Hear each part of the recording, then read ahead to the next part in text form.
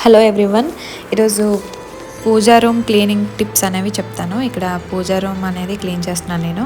ముందుగా వాటర్ తీసుకొని అందులో కొంచెం పసుపు అది వేసుకొని క్లీన్ చేస్తున్నాను, మొత్తం తుడుస్తున్నాను.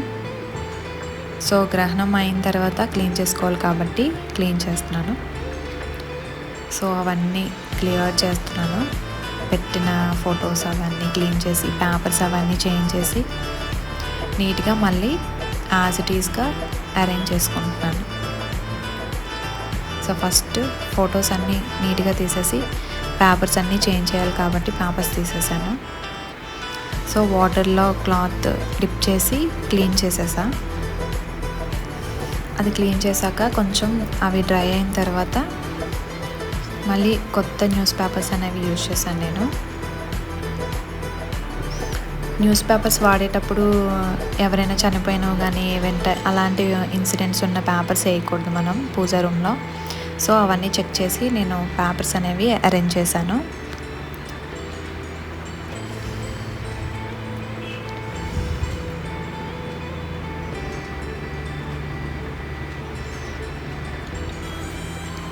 న్యూస్ పేపర్స్ అనేవి ఫోల్డ్ చేసుకొని మనకి దానికి లెంత్ తగ్గట్టు కట్ చేసుకొని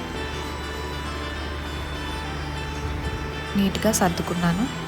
నెక్స్ట్ అవన్నీ క్లీన్ చేసుకున్నాను. పీతాంబరి యూజ్ చేసి ఫొటోస్ అవన్నీ తుడిచేసి మళ్ళీ గంధపు బొట్లు అవన్నీ అరేంజ్ చేసుకున్నాను.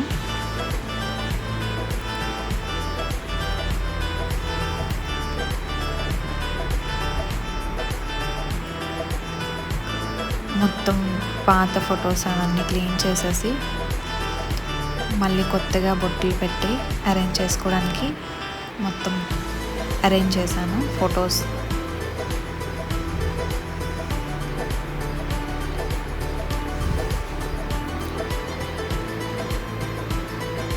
ఎన్ని ఫొటోస్ ఉంటే అన్ని ఫొటోస్ మొత్తం అన్ని క్లీన్ చేసుకున్నాను. వాటర్లో పసుపు కొంచెం వేసి కర్పూరం వేసుకొని వాటితో యూజ్ చేసుకున్న వాటర్ని మొత్తం క్లీన్ చేయడానికి పూజా రూమ్ మొత్తం క్లీన్ చేశాను దాంతో.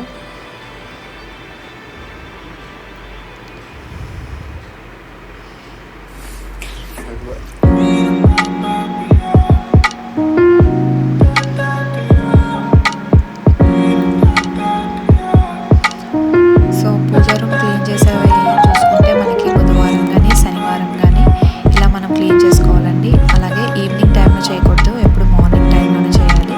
తలస్నానం చేసి డ్రెస్ అది మార్చేసుకొని మొత్తం పొట్టు పెట్టుకొని అవన్నీ క్లీన్ చేయాలండి.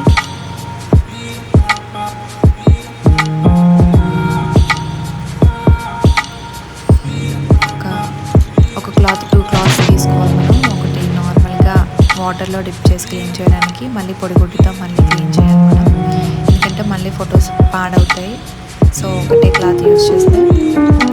సో నేను ఇప్పుడు బొట్లు పెట్టడానికి రోజ్ వాటర్ అలాగే గంధం కొంచెం పసుపు కూడా యాడ్ చేస్తున్నాను. అలా అయితే బొట్లు మంచిగా వస్తాయండి మనం బొట్టు పెట్టేటప్పుడు. కొంచెం పసుపు కూడా యాడ్ చేశాను నేను, కుంకుమ కూడా యూజ్ చేశాను. సో అవన్నీ మిక్స్ చేసి రోజ్ వాటర్లో గంధము కొంచెం పౌడరు అలాగే పసుపు కొంచెం యాడ్ చేస్తే మనకి బొట్టు నీట్గా అందంగా కనిపిస్తుంది. సో కుంకుమ పెట్టినా మనకి త్వరగా పోకుండా ఉంటుంది అనమాట.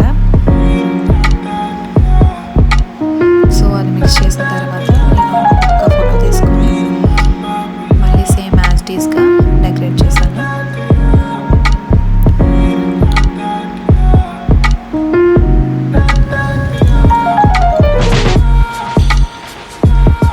మొత్తం అన్ని ఫొటోస్కి బొట్లు అలా పెట్టుకున్నాను నేను అది యూజ్ చేసి. సో అక్కడ చూపిస్తున్నట్టుగా మొత్తం అన్నీ అరేంజ్ చేశాను.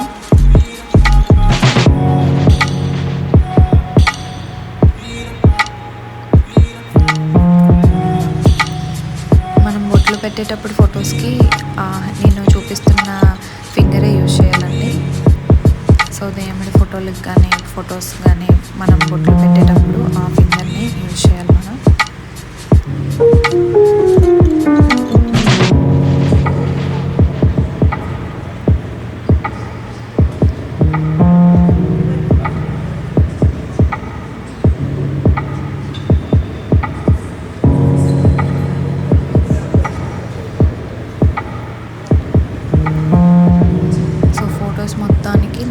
బొట్లు పెట్టేసుకొని రెడీ చేసుకున్నాను.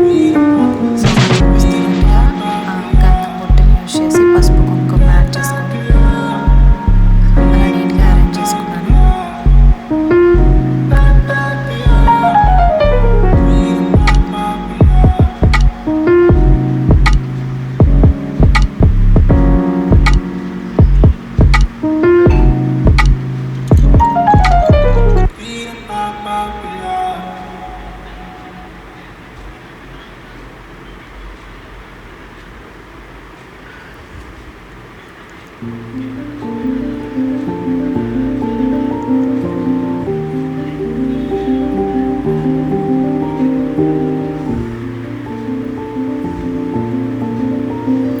ఫొటోస్కి బొట్లు పెట్టేసుకున్న తర్వాత మళ్ళీ యాజ్ ఇట్ ఈస్గా ఒక ఆర్డర్లో అరేంజ్ చేసుకున్నాను.